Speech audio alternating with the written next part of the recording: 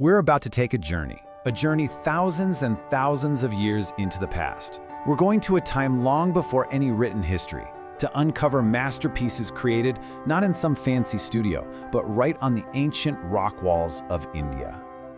But first, let me ask you something. When you see art that's really simple, super expressive, maybe even a little abstract, what's the first thing that pops into your head? A modern art gallery, right? Or maybe a prehistoric cave?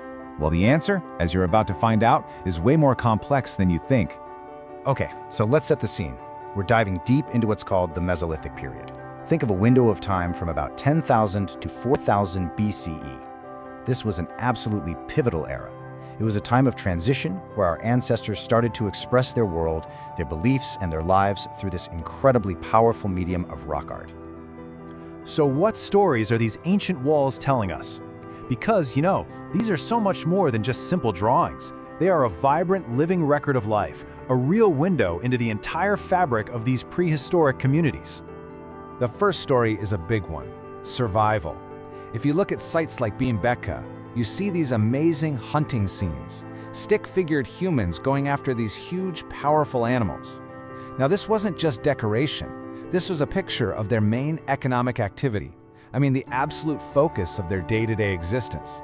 But life wasn't all about the hunt. The art also shows this really deep sense of community. In places like Adamgar and Pachmari, we find these incredibly vivid scenes of people dancing in groups, hunting together. This tells us they weren't just isolated individuals. They were people living and working together in some pretty complex social structures. And they had a rich spiritual world too that went way beyond the physical. The caves in Mirzapur, they give us this little glimpse into their beliefs. You see these depictions of what really look like magical rituals and maybe even shamanic figures. It suggests that well-developed spiritual practices were a huge part of their culture. So when you start to put all these pieces together, the rock art gives us this unbelievably detailed snapshot. We can see their social organization, their spiritual beliefs, and even hints of gender roles. It's like an entire prehistoric society laid bare for us right on the walls of a cave. Now, this is where it gets really, really fascinating. So we've seen what they painted, but what about how they did it? Their toolkit, what they were working with, reveals a technical skill that's every bit as impressive as their subject matter. The process was actually pretty simple, but it was incredibly effective. They were getting their colors from the earth itself, grinding up minerals like red hematite into a fine powder. Then they'd mix it with some kind of binder, maybe water, maybe animal fat, and then apply it right onto the rock. And the result? Pigments so durable they've lasted for thousands and thousands of years. They also use a technique that art historians just love. It's called superimposition, and it's exactly what it sounds like. They painted new images right on top of older ones. This is brilliant because it shows us a clear evolution of their style over generations. Every single layer is like a new chapter in their artistic history book. And it goes even deeper than that. We can see an early grasp of perspective in the way they scaled figures. We see sophisticated symbolism in the abstract and geometric patterns they found at Lakudiyar. And at Bhimbetka, the careful layout of entire scenes shows this wasn't just random doodling. No way. This was deliberate, carefully planned composition. And all of this incredible skill and planning, it brings us to the core idea of this whole explainer. It points to something pretty remarkable, a deep, almost uncanny connection between Mesolithic art and the principles we see in modern art. Okay, for example, take the rock paintings at Sambhadra. They are described as simple yet expressive line drawings. Does that sound familiar?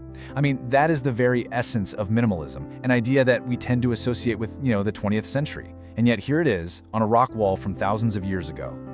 Seriously, just look at the parallels here. The fluid, moving animal figures? That's a masterclass in capturing dynamic motion. Those simple line drawings we just talked about? That's pure minimalism, less is more. And the carefully planned scenes at Bhimbetka? Those are literally the foundational principles of composition. It is an undeniable artistic bridge, spanning thousands and thousands of years.